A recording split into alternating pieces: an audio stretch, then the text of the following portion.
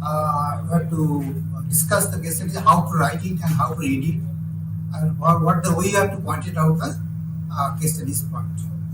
So now let's start with the block number. There's a performance and the compensation management. What are the important type of questions and important points? That is basically review. Now I'm trying to review the block number 3, the performance and compensation management.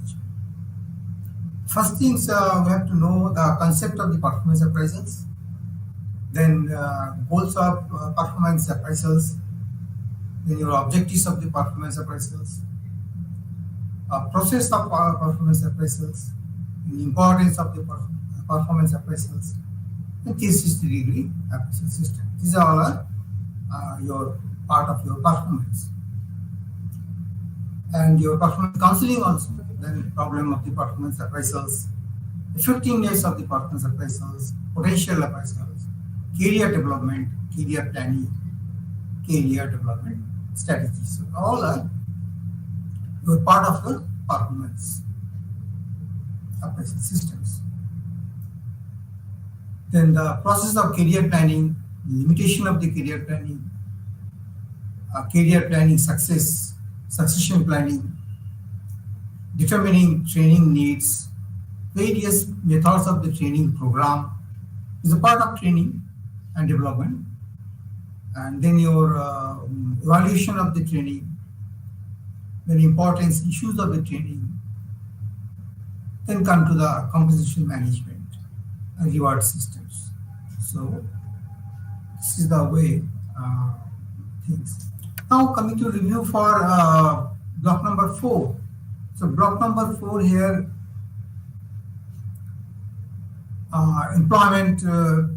employee-employment relationship, basically.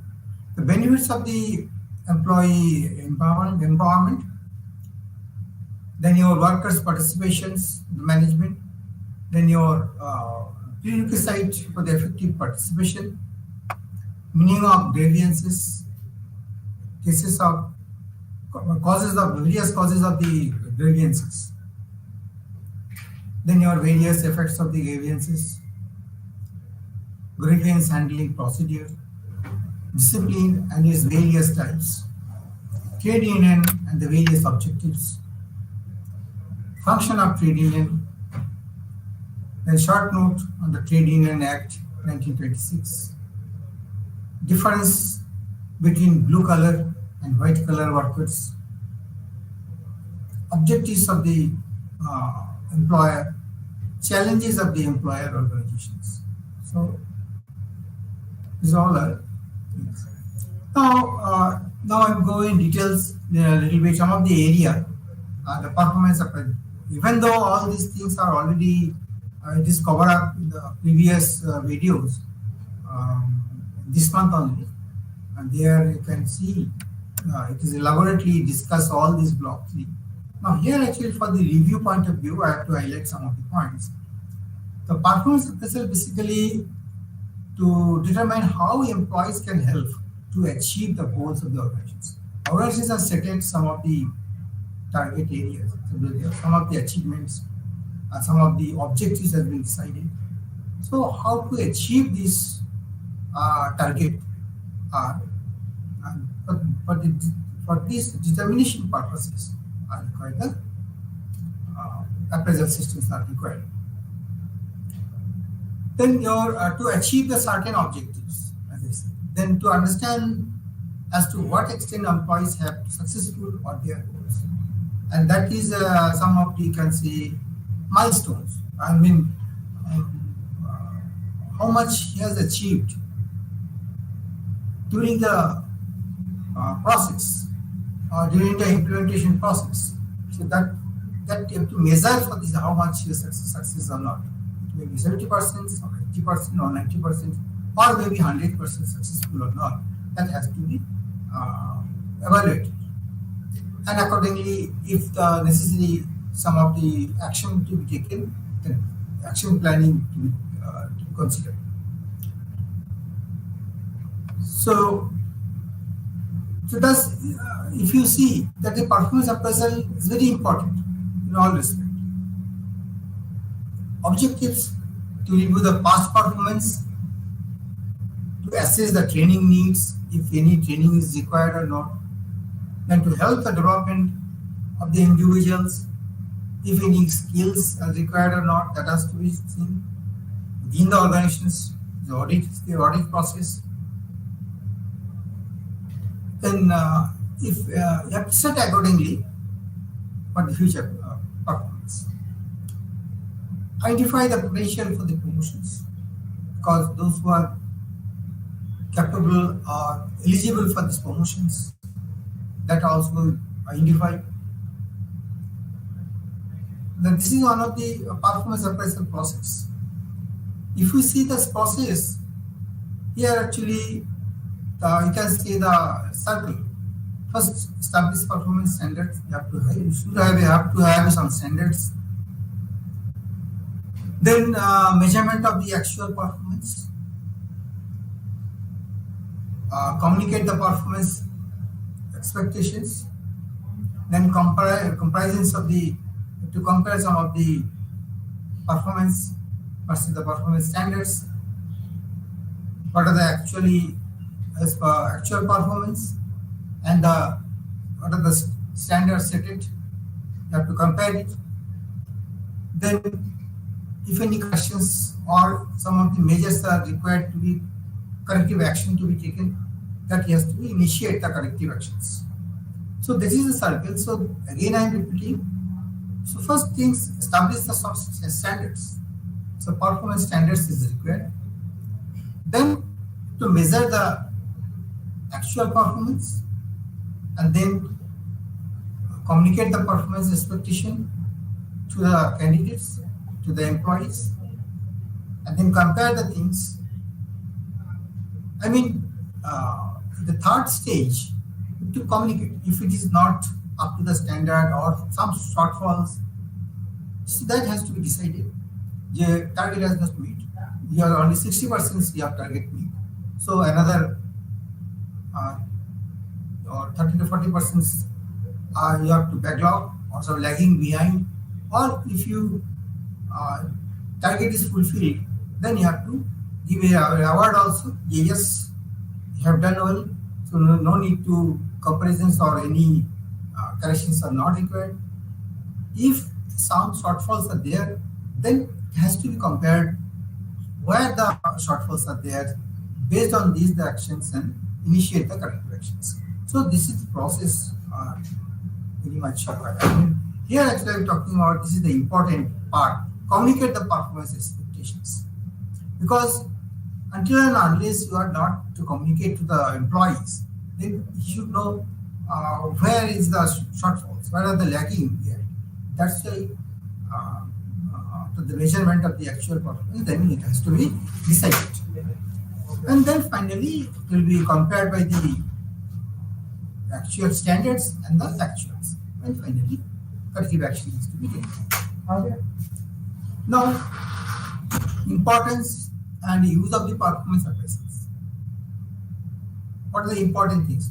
For the career advancement purpose, for transfer purposes, when you are transferring some of the persons.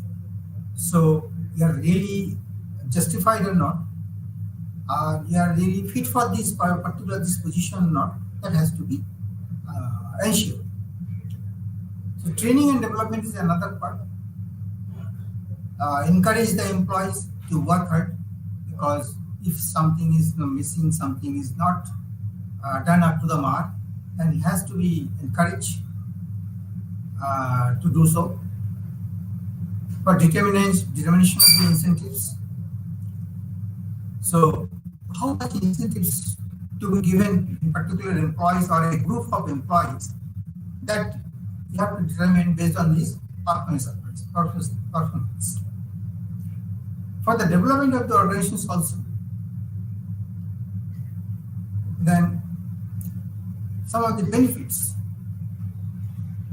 The benefits are in terms of their in the organization point of view, it is improved performance, improvement in the task performance, identifications of idea of the improvement, expectations and the long-term plans, training and development needs, a culture of the continuous improvement, then the creation of the succession, maintain and retain of the employees. It is also important because we should know how much people are retained or already retained last 4 years or 5 years. It has been surveyed and people are saying, based on the survey, if some employees are staying more than 4 years, that is a good sign for the organizations. People with potential can be identified. Those are really extracurricular or some potential they have as a hidden, or so that has to be identified and put them for the good work, some creative works or some research and development for further growth. Now, from the appraiser point of view, what are the benefits? The opportunity to develop, identification of the ideas of the improvement, opportunity to link team and the individual objectives. You can link with these things. The opportunity to clarify, then opportunity to reprioritize the targets. Suppose the work has been decided, is planned, number 1, number 2, number 3, maybe the job events. So if based on the performance appraisal database, you can prioritize the things. Maybe activity number 3 can be postponed. So that case, activity number 4 can be prone. So that way you can prioritize your target. And relationship with the staff based on the mutual trust and the understanding, that is also one of the important. Employees and supervisors relationships are highly demanding to reduce the conflict and other issues. Then from the point of appraising, now we have discussed organizations benefits, then appraisers benefits, and now we are talking about appraised benefits. For the appraisal, the following benefits will be occur.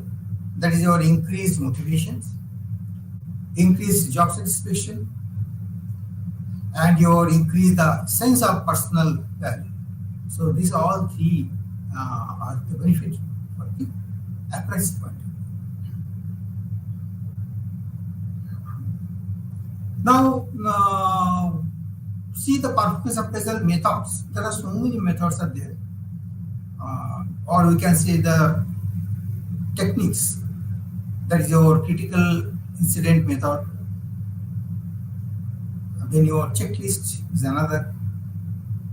Graphic rating skills, forced choice methods, yearly anchored rating skills, group order ranking, individual ranking, paired comparisons, then your management by objectives.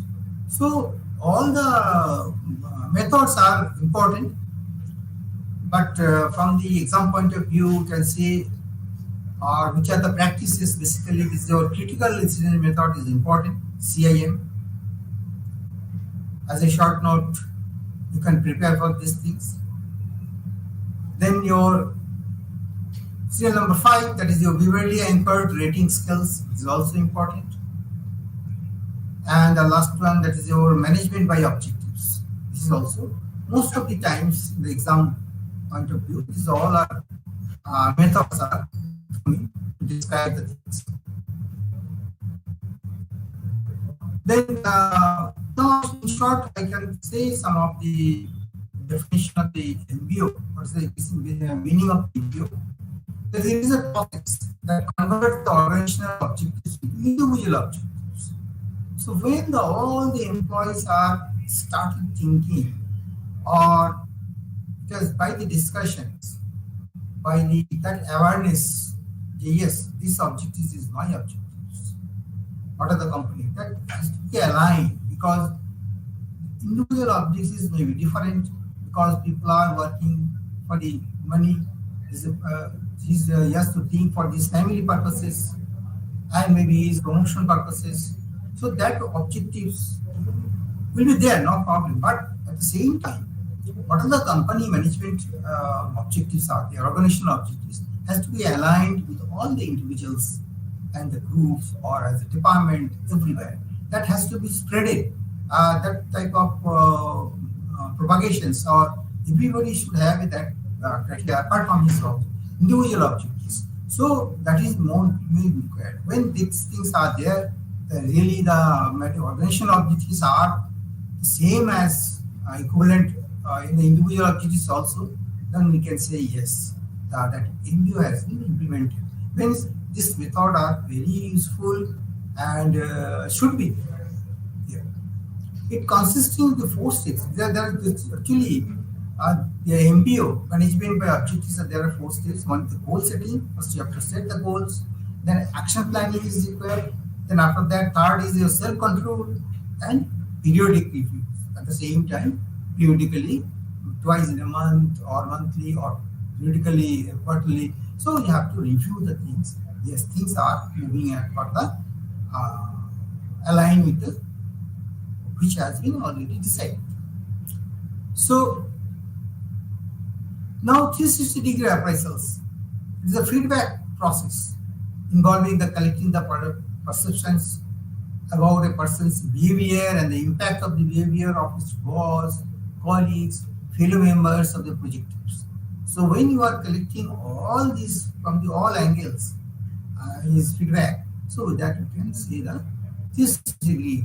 360 degree basically the angle. Basically, if you see the 90, then 180, then 270 and 360 in the cyclic order, in the circle, there are totally 360 degree. So it means here all the phases, all the quadrant, and everywhere from you are getting the feedback, are taking.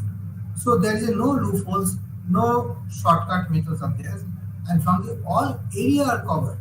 So you can say yes, that is a trustfully and more accurate appraisal systems. So internal and external customers and the suppliers benefit of the 360-degree appraisal. Now we have to see what are the benefits to the individual and the team organizations. Definitely it will be beneficial for the all. Now counseling is another part, because without counseling you cannot strengthen. You have to reinforce your teams. So objectives of the performance counseling is to help the employees to overcome his weakness, or if any stresses, what are the stress, and to reinforce his strength. So that is important to reinforce basically. And it is a developmental process where the supervisor and the subordinate discuss the past performance with a view to help the subordinate to improve the become the more effectively and in the future also. So counseling is the art of knowledge, or you can say the art of special techniques. So all the managers should have, because your subordinate may not be the productive as you feel he is not productive, which you want really. Then that case you have to develop, and there should be a manager should be enough knowledge about the behavioral pattern of the individuals subordinates, and to improve their work, improve their motivations. So then this is the way you can effectively your future can be bright. Career development is one other aim in the part of your performance in block 3. Because you see the opportunity is required, because when any employee are joining in the company, when he is working, he also in thought process is going on. So, okay, after 3 years, after 5 years, I will be a manager, I will be a senior manager. So that in their mind always. So as an organization, have to help them to reach that particular aspect they wish to develop them so that they can reach this career. Career is viewed as a sequence of positions because occupied by a person during the course of his lifetime.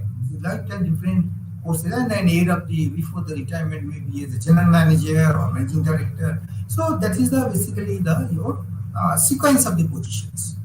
Initially, you have to join some post, and junior post, and after that, gradually based on experience and you have to changes, you have to reach these particular positions. So career planning and the succession planning is important. There are two parts in the career development. There are two things. When you are thinking about the career plan development, so there are two aspects are very important about the planning and the successions. The career planning and the succession planning. So it helps the employees to plan their career in terms of their capacities within the context of the organizational needs. Other way, it is required because the career planning and the succession planning every organization should have. Why?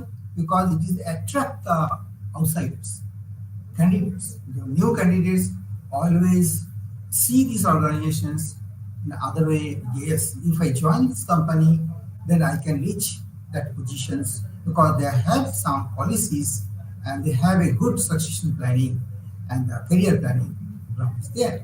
So that's why it is required to attract the talent people. So training and development, another major role of the career development.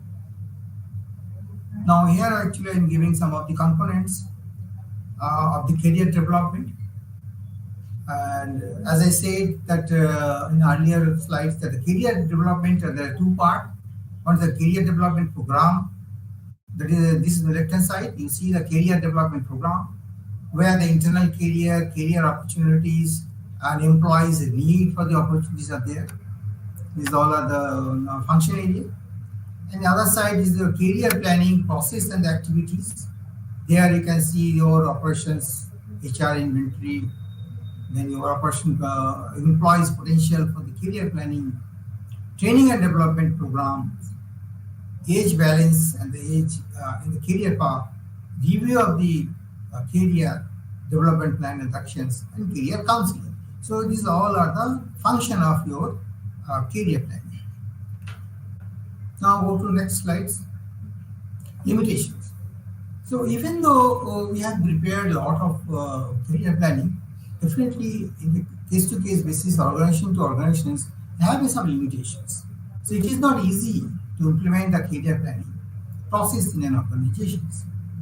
So it has its own difficulties and problems like it does not suit very small organizations, because if it is a very big organizations, so then it can, maybe the planning is very much required. So there should be opportunities for the vertical mobility and career planning has to become a reality, because vertical mobility in the means, suppose you are now junior engineer, then you should have engineer, then senior engineer, then your deputy manager or manager. So that vertically, so mobility should be there, and in times in a particular time frame, maybe 3 years, 4 years after that, you have to reach there. That's like the ladder, one step by one step you have to go. So planning should be there. And not only that, at the same time, it should be reality, because it doesn't mean policy is there, planning is there, but it's not implemented. Then it not be effective. Then factors. What are the factors giving rise the need for the training? Now coming to the training, because what are the required? One is the employment. of experience and the new labor require the detailed instructions. Because when the new employee are coming, you are employing some of the new candidates, you should have some structure in some of the tools, set tools, some of the instruction books should be there. What he has to do it.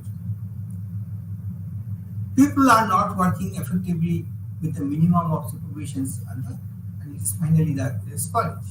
Because the training is the only thing they can be aware of all these things, and so that's why some of the supervision is there. So people, those who are not working effectively, after the training they may be able to do these things. So that's why the training. Here actually we are talking about the why the training is and where the areas are there and what are the factors. Not producing quality goods. Suppose some of the employees in the area you are seeing, observing, they are not in quality goods or they are not giving the services also. So their training is required. Fast changing techniques, or you can say the technology in the productions requires training into newer. So because of the fast changing, everywhere the new tools, new type of machineries are installed. So you require more training and skill training. Basically, skill training is required. Old employees need refreshers training to enable them to keep them updated and changing techniques and use of the sophisticated tools. Because the old employees, they are sometimes reluctant to do these things. They are not interested to learn more because they are already habituated to the traditional things. So that case, have to train them and so that they can handle the sophisticated instruments nicely. So training is necessary when a person has to move from one job to another because of the transfer, promotion and demotion. That is also very important because when you are posting somebody in different areas, new project, so before that you have to calculate, you have to foresee that yes, he will be definitely can perform the jobs and that type of responsibility he can handle. That is very vital. Now, the following sources can be used for identifying the training needs. Some of the things are tabulated here, which are the training needs. That the performance review report, one of the report is very required. And then your potential appraisals, job rotations. All training methods can be broadly classified. There is a on-job training, on-job methods. Another is your off-job methods, offline or online. But that is the way. So there are so many ways methods are there for the training program nowadays. As you know, because of the COVID time and the post-COVID, that worldwide everywhere the online are taken as a very big way. I mean, most of the organizations have a that time online job, work from home. So that's why it has populated this way. So popularity has gained, but the online job methods are everywhere now. It is popular now. And most of the organizations, their training program are conducted this way. In the online job methods, basically the training method can reduce the cost also drastically. Some of the areas are not adequate because the face-to-face interactions are less. Maybe the workshop or that type of activities will be less because that not only everywhere you cannot do it. Because some of the area are okay, effective, but some of the field of work is different. There it may not be effective. So this is the program keeping in mind for the different sources. Responsibility for the training. Now you have to see what are the responsibilities. That also is required. So training is quite a stupendous job because you see stupendous tasks which cannot be done by one single department. One single department cannot do it. There are tremendous work is this. In fact, when basically tremendous involvement is required. In fact, total responsibility for training has to be shared among the top management for the outlining the training plans and the program and the approved training budgets. So training evaluation need more attentions and the evaluations. Pre-training practice, you have to see the pre-training factors before that. Training, training management is also required. Then participant development, and another is your organizational development, post-training factors. Because post-training factor is also important because after the program, most of the cases it has seen that the trainees, after the train, the people are not posted in particular that section or that department, maybe in other department. So that should not be. So post-training factors are also seen. And not only that, post-training from the other way, you have to see yes, really, yes, learn or not, our last maybe 15 days or 13 days after the training, when he has joined in the particular, again, the same department or same jobs, or that performance has improved or not, that has to be seen. So post-training factors is always important to review purpose so that you can plan for the next project, next training project. You can modify the things based on this. Organizational effectiveness in the four basic way. That is your compensation. Can what is the basic thing? That is your compensation is very important. The salary, but it should be attractive. The qualified applicants, because if the salary structure is not good, French benefits or other facilities are not there, and that part are required. It helps retain the competent employees in the organizations. If your compensation package is good, then definitely the employees can retain, then not immediately leave these organizations. They will not immediately think about it. Okay, here actually I'm paying the good salaries, my family is well taken care, my career planning is good,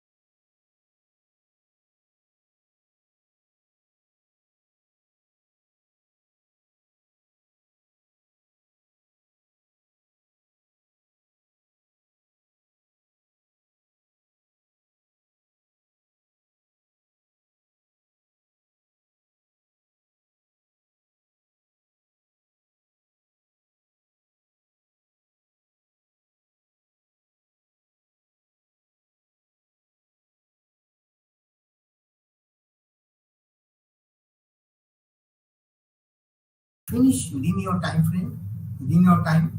There should not be any overtime. Then it is a good one of the, you can save the money also. So you have to motivate the employees to do the work within the time. Discourage the things. Overtime is not very good healthy conditions. Reward. Reward is required because any important attributes of the worker to work organizations is the ability to give the rewards to members. Pay, promotions, fringe benefits, status symbols, perhaps the most important rewards. Then rewards the effect on the quality of work life as well as on the effectiveness of the organizations also. Now, employment, empowerment. There is one of the terms in the empowerment because you have to give some authority. The empowerment is the process of passing the authority and the responsibility. The individuals at lower levels in the organizations, right? So you have to give some authority and responsibility. Then only you can say he is empowered. The advantage of the empowerment or the involvements are said to include the higher quality products and the services, less absenteeism. In that case, absenteeism will be less, lower turnover, not leaving the company, better decision making, and better problem solving.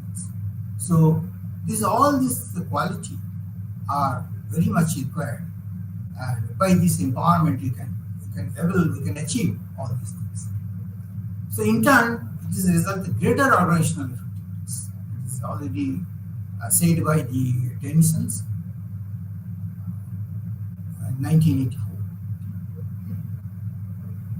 Now, characteristics of the empowered organizations. Some of the characteristics are given. They invest a lot of time and set loose guidelines. You have to loose guidelines to be loose so that workers know their decision-making parameters. Accountability, paramount results matter more than the process.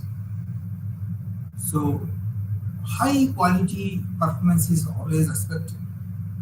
Openness and strong communication. Skill number 5 is important because openness is required and strong communication encouraged. Because what are the problems, what are the thing issues, any conflict or stress, they have to jointly discuss with the subordinate and the management, even in the top management, middle management, workers. So everywhere the communication is very important. It has to be encouraged. If any problems, you have to listen to the problems, you have to solve their problems. So employee satisfaction is the core value. So finally, you can say idea is the employee satisfaction. The benefit of the empowerment. Suppose if your employee are empowered, what will be the benefit? So it creates an environment which encourages proactively problem solving and provides a sense of high self-esteem, high degree of involvement and the participations, a learning environment opportunity for the personal growth, the development, and a greater sense of achievements. So it replaces the fear and the greed hierarchy with the network of the empowerment. Now, quality cycles. Quality cycles are nothing that leads to a good participative environment and the greater acceptability of the decisions. So people are really those who are active and intelligent, talented. They should be always throughout the time. They can do their own work, not only their own work. They can also help to the others also. They can in the every evening before ending the sessions, they can sit together, deciding, and they can share their experiences each other so that everybody can develop in the same time frame. So that's the quality circle is very important. Workers' participations in the management. This is another issues are there, the main objectives. Because the participation is very important because until and unless you are not listening to your employees' viewpoint, you cannot take good decisions. So level of motivations are there. Provide the opportunities for the expression of the two to provide a sense of importance to workers. to develop the ties of the understanding leading to better effort and harmony, to act on a device to encounter to the counterbalance powers and the manages, to act on a pancreas for the solving the industrial relation problems. So all are the benefits, I can say, all objectives of the participation of the workers. So some of the effective participation, some of the prerequisites are required. Firstly, you see that there should be a strong democratic and representative unionisms for the success of the participative management. This is one of these requirements. Secondly, there should be mutually agreed and the clearly formulated objectives for the participations. Thirdly, there should be a feeling of participation at all levels. And fourthly, there should be effective consultations of the workers by the management. And fifth is both the management and the workers must have full faith in the soundness of the philosophy underlying the concept of the labor participations. These all are prerequisites of the effective participations. Then we have discussed in our earlier videos, earlier sessions, to what type of attitude should be there. Because again, when you are discussing with the in the meeting for the participation in a meeting, joint meeting, so some decision to be taken. So managerial attitude should be also important. They should not be arrogant. There should not be any ego. They have to listen. They have to carefully observe the employees. They have to allow the voice of the employee. So this is that type of attitude should be there. Union cooperation is also important, because if the union are not cooperating, then any meeting cannot be successful. So that case, we cannot say it is effective decisions. Participation in this case means meaning of participation not only go there and sit. Sometimes unions people are saying they are represented, some of the persons and the employee. He go there and in the meeting is going on, but he is silent, simply sitting. He is not what are the grievances or problems, the issues, he is not highlighting. So that then it should not be a good participation. So participation means you have to really participate. You have to the real fact, that should not be any fake or vague something. The real points you have to apprise. What is the problem, issues is going on, that you have to say. You have to put up with the management. Worker attitudes are normally, it has happened, they are always thinking management is not listening their words, management is not giving that type of respect to the workers. That feelings are there, but should not be, because the workers should feel okay, management are also in front, they are also owner of the or managing the organizations, okay, fine, but really for the betterment for the all of the organizations itself. So everywhere the attitudes are very important. So in the area managerial attitudes, unions, and worker attitudes, everywhere it should be very crucial matters for the good meeting, or you can say participations. Then we can say it is a effective workers' participations. So otherwise questions may come. What are the different attitudes are for the effective workers' participation? Then you have to highlight for do so, for the effective worker participations, we require the following areas, areas of attitude. Managerial attitude, you have to write something. Union corporations, you have to write something, maybe 4 or 5 sentences. Then meaning of the participation is also right. So this is the way you have to carry. So dissatisfaction is there, because you see in everywhere dissatisfaction will be there, complaint will be there, grievances will also. So that has to be redressed as early as possible, whatever the complaints, then but it may come because so many reasons are there. There are so many reasons, maybe economic conditions, maybe the work environment, there are poor physical conditions, workplace is not good, lighting system is also not good, sitting arrangement is not. There are so many things. Quality, poor quality of materials. Because of that, the quality has deteriorated. So these all are categorized on the economic reasons, work environment, supervision, and work. Supervision is also related to attitudes of the supervisors, because sometimes it does not mismatch. Respect is not there. There is no trust. Some favorism is going on. So there are nepotisms. There are so many things happening. So that all this has to be taken care. The reasons are there. Then factuals is another. In the grievance, may take any of the one. First things are factuals. The grievances arises when the agitations on the employees when the unfulfilled, delay implementation. Then imaginary. Sometimes the employees are just imagining that these things and feeling dissatisfactions or maybe bias on things. So there is a wrong attitudes. Dismissed. An employee may have the dissatisfaction and the reasons that are the unknown to him, because sometimes there is unknown. Some fear, or maybe the boss is not good, maybe by the hearing or whispering some of the things, just image build up in the mind.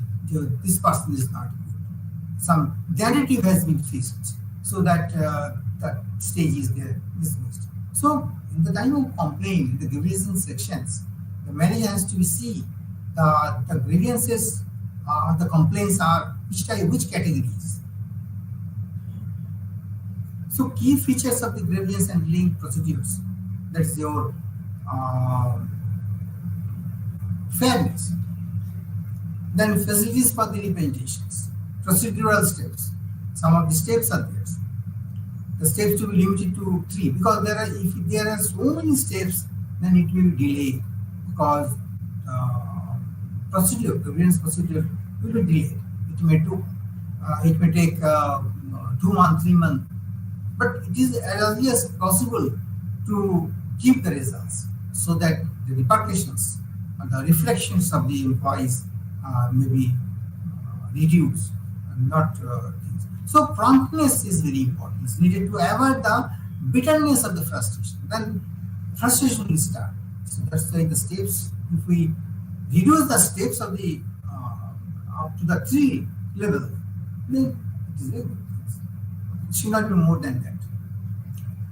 Essential prerequisites for the grievance procedure: conformity, then your ambiguities, unambiguities, simplicity, promptness, things. Then some training is also. So discipline, you see, everywhere discipline is also important. I think in the earlier slides we have discussed in detailing discipline. Here again I have to just bring out some of the point. So discipline is the regulations and the modulations of the human activities. And the real purpose of discipline is quite simple. It should be simple. But anyhow, some of the actions should be there, and some of the authorities are to be there, those who are handle the things. So policy should be there and laid down in the organizations, various levels, disciplinary authority, then reviewing authorities also should be there. There are stages. Then minor punishment system should be there, because any violated the rules or policy, punishment should be there. First of all, you have to give some warning on the things, on the things. Then keeping the provision of the section 8 is given the fine. Some fine system should be the charges or penalty, you can say. Some payment of the wages as per the rules. These are all our section 8 is maintained, mentioned in our labor rules. Yeah. The provisions as per the Wage Act is given. So major punishment is the demotions, discharge, and transfer somewhere, and the suspend. All these things are major. any extreme cases, is the last options, then only you have to do. The trade union is another aspect. So trade union, your associations in the employer, that dependent on the workers, dependent workers. It is relatively the permanent formation of the workers. There are so many trade unions and the formation that they are classical, neoclassical, revolutionary type of unions. Objectives of the unions are your sectional bargainers, then your class bargainers, agent of the state, partners of the social controllers, like this, and the union roles are there. So this is all are the role of the trade unions. I think here need not to explain nothing. Most of the everybody knows STTU, real strike. We have already know the things. So better I can see some other things. What are the employees organizations? The formal group of the employers set up a different for the represent of the advised affiliated employers. So there's some sort of setup is there so that they can define the things which are the wrong things going on. So maybe so objectives of this to develop the healthy and the stable industrial relations. So that is the main idea for organizations, employees organizations, and promote the collective bargaining at different levels. And so finally, the employees associations are formed to promote the protect interest of the employers in the trade and the industry. So this is the way you can see. Now I have to go for some of the case studies. Let's see. Is the pattern of the questions. I think in the previous session I have discussed. Now straight can go to the case studies. You see in the case studies like this, you have to read out the questions. Suppose in this case studies, you see there are one of the modern textile limiteds companies there. It's a very good company, and there are 1,500 employees are working, and waste specialists they have implemented everything, modernized the plant. So you have to first go through the main point, and where you feel you have to highlight this. So they have extended all the possible facilities, the employees. So there is up to this point, see there is nothing is there. So everything are good. So compared to the other meals, everything they have written. So even in the high wages bracket is also there. So that we can see in the first para, nothing is there wrong, everything are very good. Now coming to here the company has a general manager followed by the line executive and all these things. And industrial relations department is also there. So there is no problem at all. Supporting staff. Now question is the company have a there are unions there. There are 6 trade unions A, B, C, D, E, and F. Out of that, A, B, and C are recognized unions. Are recognized by the management for the purpose of the negotiations. So all the unions maintain the good relations.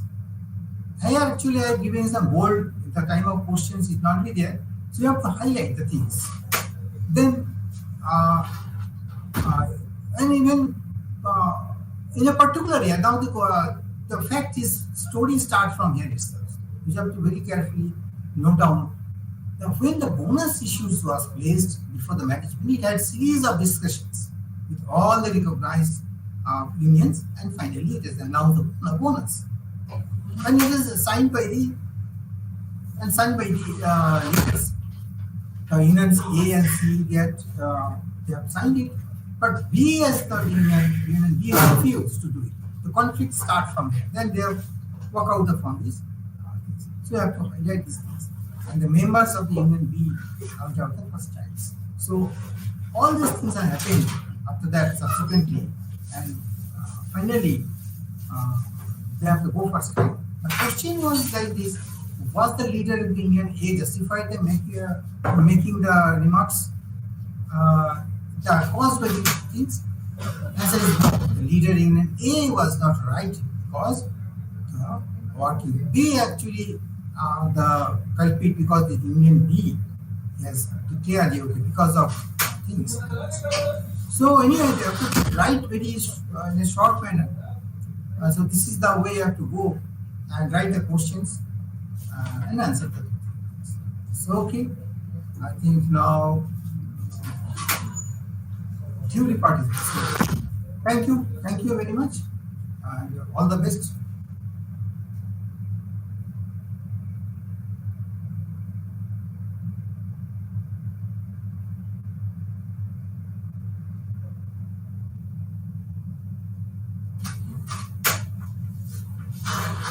Thank you sir. Sir आपको form मिल गया था क्या? Message किया था आपके लिए ढूंढा था मैंने वो। चलो कम से कम शुगर कर तो आ गया। आपके लिए सर बताओ सर मुझे वो बताओ आप से जान नहीं रहा सुनो सर वो काजल शर्मा का मिल गया सिनॉप्सिस। क्या होगी? सिनॉप्सिस मिल गया काजल शर्मा का। हाँ बताओ कहाँ था वो? बताओ कहाँ पर था? हमको क्या पता? आपके पास नहीं मिला तो कहाँ मिला? तो चेक हो गया है पहले। हमें दोबारा भेज दिया उसे चेक करने को पहले से अप्रूव है। अच्छा हाँ हाँ इसको ये कर दो ये क्या इसको बंद कर दिया नहीं जिगर हाँ सर सर बंद है वो तो। बंद कर दिया था। अच्छा